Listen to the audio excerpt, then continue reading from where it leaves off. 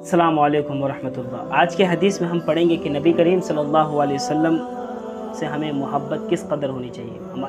حضرت انس رضی اللہ تعالیٰ عنہ کی روایت فرماتے ہیں کہ وعن انس رضی اللہ تعالیٰ عنہ قال قال رسول اللہ صلی اللہ علیہ وسلم لا يؤمن احدكم حتى اكون احب الیہ من والدہ وولدہ والناس اجمعین۔ حضرت انس رضی اللہ تعالیٰ عنہ فرماتے ہیں کہ نبی کریم صلی اللہ علیہ وسلم نے فرمایا کہ تم اس وقت تک کامل مومن نہیں ہو سکتے کہ جب تک تمہاری محبت نبی صلی اللہ علیہ وسلم سے تمہارے ماں باپ، اولاد اور تمام جہانوں سے بڑھ کر نہ ہو۔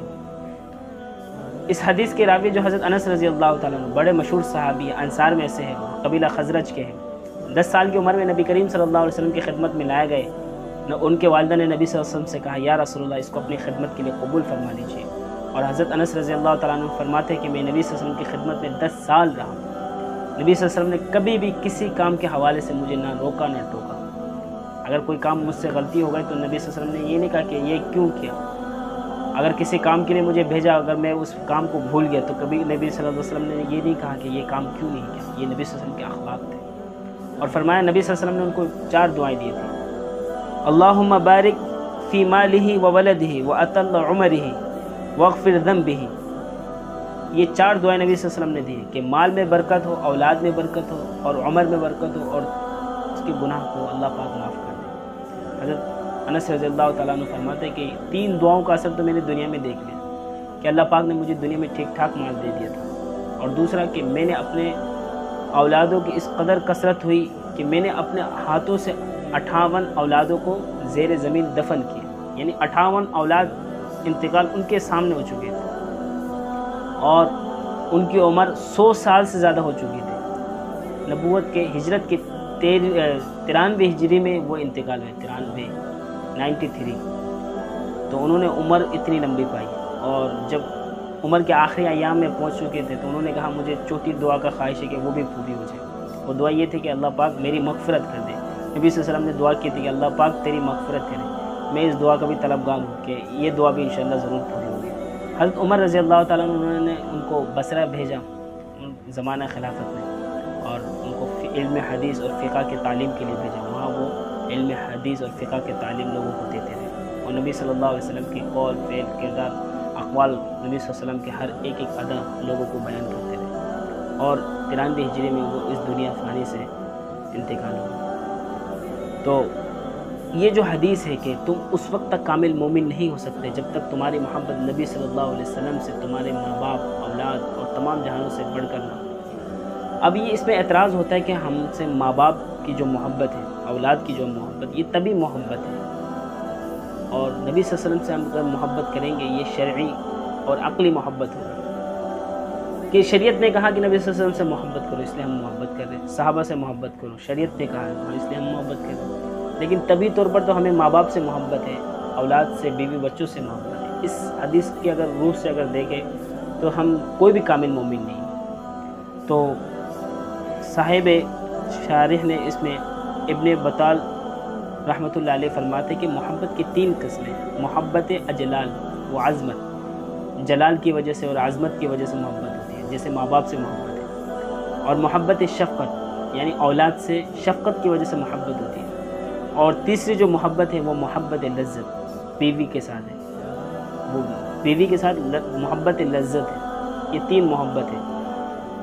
طبی محبت جو ہوتی ہے یہ ماں باپ سے اور بیوی بچوں سے، اولاد سے ہوتی ہے۔ اس حدیث کی روح سے ہم سارے کے سارے نکل گئے۔ اس کا جواب یہ ہے کہ صاحب شارح نے اس کا جواب لکھا ہے کہ نبی صلی اللہ علیہ وسلم سے جو محبت ہے محبت عقلی محبت ہے، جیسے کہ مثال کے طور پر اگر کوئی شخص بیمار ہو، ڈاکٹر کہتا ہے کہ آپ کو کڑوی دوا پینی ہے، آپ کو کریلے کا جوس پینا ہے، تب جا کے آپ شفا یاب ہوں گے۔ اب دل تو، طبیعت تو یہ کہتا ہے، طبی محبت تو یہ ہے کہ نہ کھائے، نہ پیے، وہ دوا نہ کھائے، کریلے کا جوس نہ پیے، طبیعت تو یہ کہتی ہے، لیکن عقل یہ کہتی ہے کہ نہیں پینا چاہیے، اس سے میری طبیعت صحیح ہو جائے گی، میں تندرست ہو جاؤں گا، عقل یہ کہتی ہے۔ اسی طرح نبی صلی اللہ علیہ وسلم کے فرمان یہ ہے کہ شراب نہیں پینا چاہیے، طبیعت تو یہ کہتی ہے بعض لوگوں کی طبیعت یار دل تو بہت کر رہا ہے کہ ایک ڈرنک پیا جائے تاکہ طبیعت میں نشاست نہ جائے، یا چرس جب پیتا ہے وہ طبیعت اس کی مائل ہو جاتی ہے چرس میں، اس کا دل تو چاہ رہا ہوتا ہے، یا ہیروئن پی رہا ہوتا ہے، طبیعت تو چاہ رہا ہوتا ہے کہ پیے، لیکن اس کو نبی صلی اللہ علیہ وسلم کے فرمان اور اقوال یاد آ جاتے ہیں کہ یار نہیں پینا چاہیے، اسلام میں حرام ہے، قرآن میں بھی حرام ہے۔ عقلاً یہ کہتا ہے کہ بھئی اگر ہم شراب پئیں گے تو عذاب کا مستحق ہوں گے، جہنم میں جائیں گے، لیکن طبیعت تو کہہ رہے کہ پیو۔ یہ ہے طبیعت اور عقل میں فرق۔ اور ہم نبی صلی اللہ علیہ وسلم سے اگر محبت کرتے ہیں تو عقلاً کرتے ہیں، اور جس بنا پر ہمیں انشاءاللہ اس حدیث کا ہم مصداق ہو جائیں گے۔ اور علامہ بنوری رحمۃ اللہ علیہ فرماتے ہیں کہ جب نبی کریم صلی اللہ علیہ وسلم سے انسان عقلی محبت شروع کر دیتا ہے کہ نبی صلی اللہ علیہ وسلم کا حکم ہے کہ ہم سے محبت کرو، جب وہ عقلاً محبت اسٹارٹ کر دیتا ہے، شروع کر دیتا ہے، تو اس کا اختتام جو ہوتا ہے، محبت کی انتہا تبھی ہو جاتی ہے۔ اس کے ڈھیروں مثالیں کہ جب نبی صلی اللہ علیہ وسلم دنیا سے چلے گئے، حضرت عمر رضی اللہ تعالیٰ عنہ کی کیا کیفیت تھی، وہ تو نبی صلی اللہ علیہ وسلم کے وفات کا بالکل انکار کر چکے تھے۔ انہوں نے کہا جو شخص نبی صلی اللہ علیہ وسلم کے کہے گا کہ نبی صلی اللہ علیہ وسلم دنیا سے چلے گئے، میں اس کی گردن اڑا دوں گا۔ اور صحابہ کس قدر بے حال ہو چکے تھے۔ حضرت عثمان رضی اللہ تعالیٰ عنہ کے متعلق فرماتے ہیں کہ وہ کسی سے ہم کلام نہیں ہو رہے تھے، کسی سے بات چیت، سب سے ہر ایک شخص سے گفتگو کو ترک کر چکے تھے۔ یہ نبی صلی اللہ علیہ وسلم سے عشق اور محبت کی علامت تھی، طبیعت میں رس بس چکی تھی نبی صلی اللہ علیہ وسلم کی محبت۔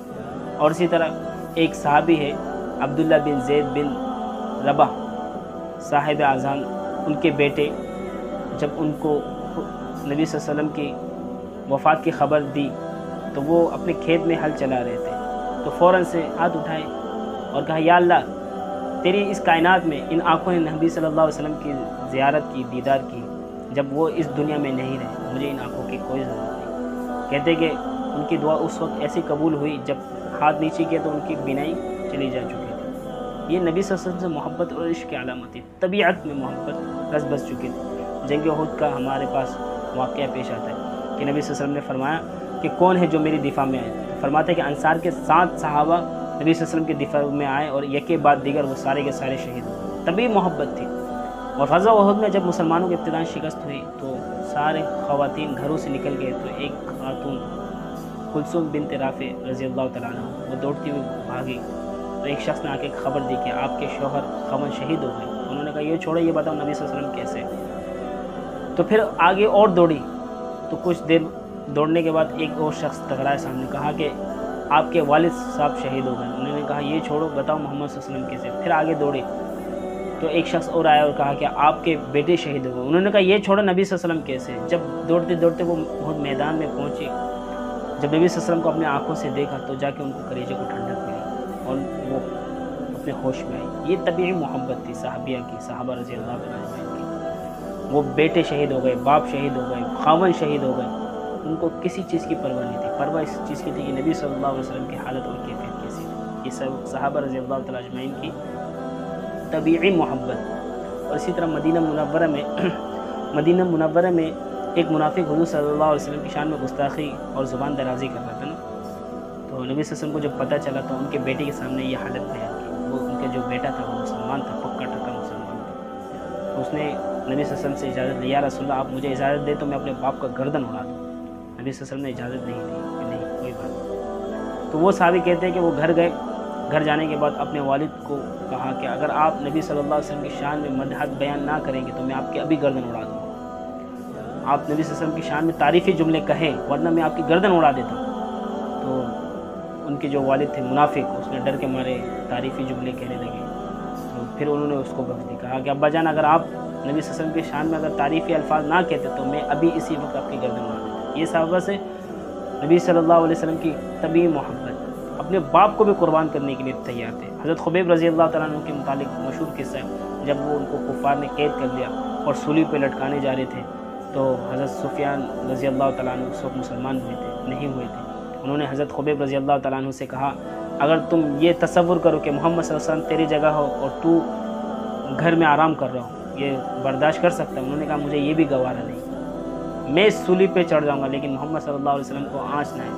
تو انہوں نے اس بات کو بھی گوارا نہیں کیا۔ یہ صحابہ کرام رضی اللہ تعالیٰ اجمعین کی نبی صلی اللہ علیہ وسلم سے طبیعی محبت کی علامت ہے۔ اپنی جان کی نذرانہ پیش کر دی۔ اللہ پاک ہم سب کو نبی صلی اللہ علیہ وسلم سے محبت اور عشق کرنے کی توفیق نصیب فرمائے۔